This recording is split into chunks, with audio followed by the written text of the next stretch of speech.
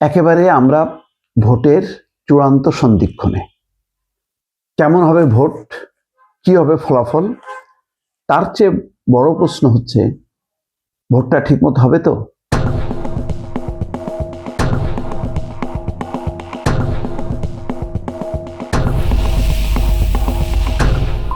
ভোটের 5 দিন আগে একটা মহড়া হয়ে গেল যমুনাকে ঘিরে।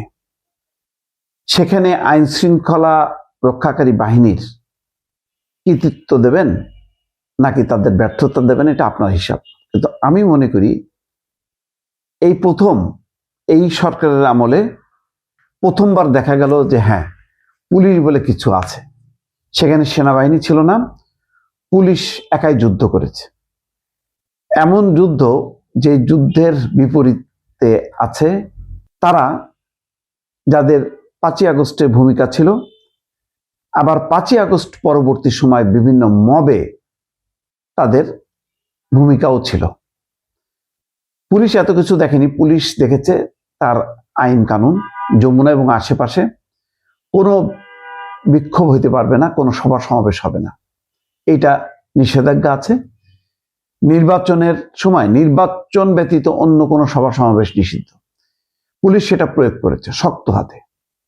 আমি এই ব্যাপারে বলবো, পুলিশের এই দৃঢ়তা যদি দেখাতে না পারত তাহলে বিপদ হতো, এই প্রোগ্রাম, এই কর্মসূচি অব্যাহত থাকত।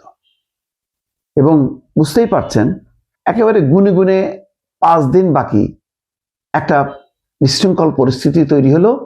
বলা হলো হাদি হত্যার বিচার কি করতে হবে, জাতিসংঘে পাঠাইতে হবে।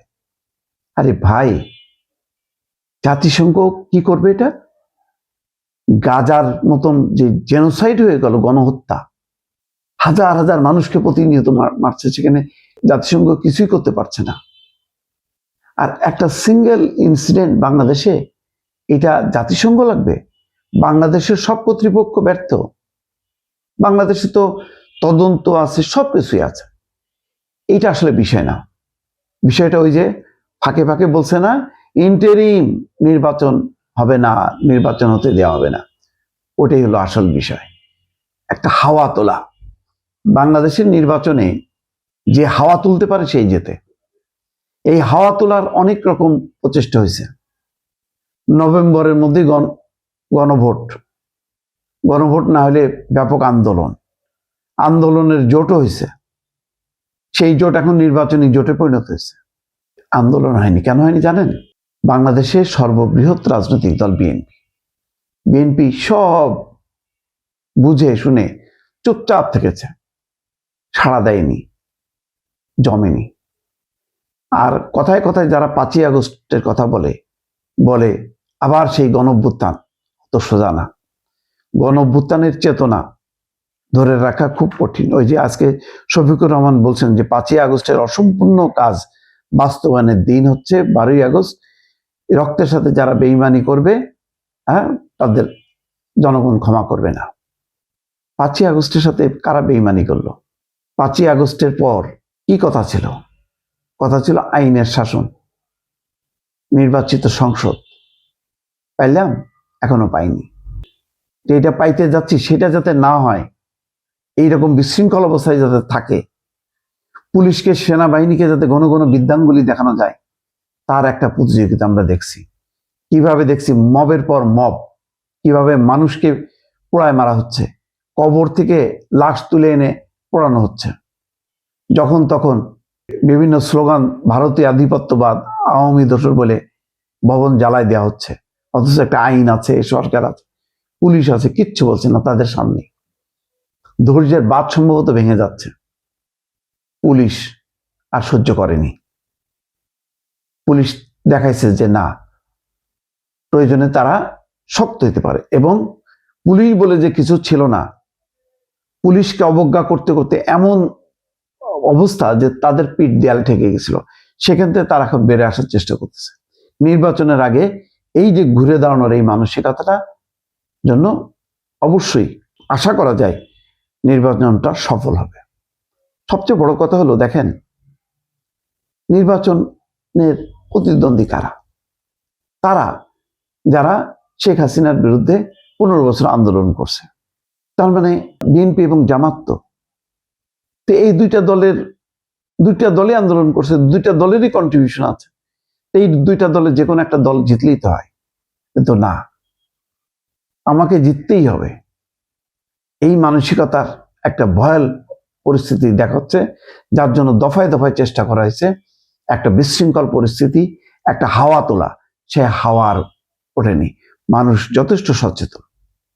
এখন খবরে দেখা যাচ্ছে যে বিভিন্ন এলাকায় চলে যাচ্ছে সেনাবাহিনী। এখন ভূমিকাটা হবে সেনাবাহিনী, এটা বাস্তব।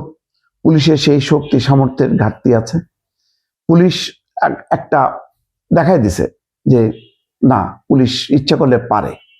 এই পারাটার চূড়ান্ত পরীক্ষা হচ্ছে 12 তারিখ। সেনাবাহিনীও এলাকায় এলাকায় পৌঁছে যাচ্ছে, তাদের ভূমিকাটা আরো গুরুত্বপূর্ণ। ফলে তারা যদি একেবারে কোনো রকম প্রশ্রয় না দিয়ে নির্মম এবং নিষ্ঠুর হয়, যারা বিশৃঙ্খলা তৈরি করবে, যারা মনে করতেছে যে মানে সেনাবাহিনী, পুলিশ, র্যাব, বিজিবি কিছুই না, তাদেরকে একটা জবাব দেওয়ার দিন হচ্ছে 12 তারিখ। এই 12 তারিখে যদি আইন শৃঙ্খলা বাহিনী সফল হয়, নির্বাচন সফল হবে।